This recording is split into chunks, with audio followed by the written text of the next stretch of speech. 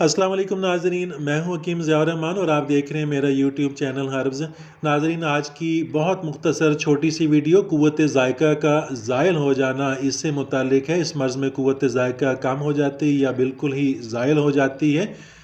وجوہات میں ناظرین تمباکو کا بہت زیادہ استعمال بھی ہو سکتا ہے، افیون کا استعمال بھی ہو سکتا ہے، کرکرہ، کوکین، دار چینی یا لونگ وغیرہ اگر بہت زیادہ استعمال کیا جائے، بہت دیر تک چبایا جائے تو اس سے بھی قوت ذائقہ میں فرق آ جاتا ہے، اگرچہ یہ فرق عارضی ہوتا ہے۔ اسی طرح ناظرین فالج کے مرض کے اندر بھی زبان بے حس ہو جاتی ہے، جس سے قوت ذائقہ بالکل ختم ہو جاتی ہے۔ ناظرین اس مرض میں اصل ذائقہ کے متعلق شناخت نہیں ہو سکتی اور مریض میں کوئی فرق اس کو زبان کے ذائقے کے اندر چیزوں کے تبدیل کرنے سے اس کو کوئی فرق محسوس نہیں ہوتا۔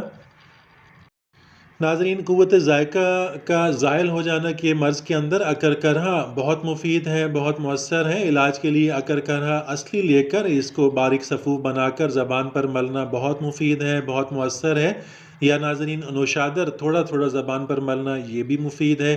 اکرکرہ کو پانی میں جوش دے کر اس پانی سے کلیہ کرانا بھی اس مرض کے لیے بہت مفید ہے، بہت مؤثر ہے۔ خوراکی طور پر ناظرین معجون زنجبیل یا مربع ادرک یہ استعمال کرایا جاتا ہے، اس مرض کے لیے بہت مفید ہے، بہت مؤثر ہے۔ ناظرین اس مرض میں کھانے کی بھی احتیاط بہت ضروری ہوتی ہے۔ گوبھی، بینگن، آلو، دال ماش، مٹر، اروی اور کچالو وغیرہ نہیں دینا چاہیے، ان سے پرہیز کرانا چاہیے۔ غذا میں بکری یا پرندے کا گوشت گرم مسالہ ڈال کر ہمرا چپاتی وغیرہ استعمال کرانا۔ پودینہ اور ادرک کی چٹنی بھی اس مرض کے لیے بہت مفید ہے، بہت مؤثر ہے۔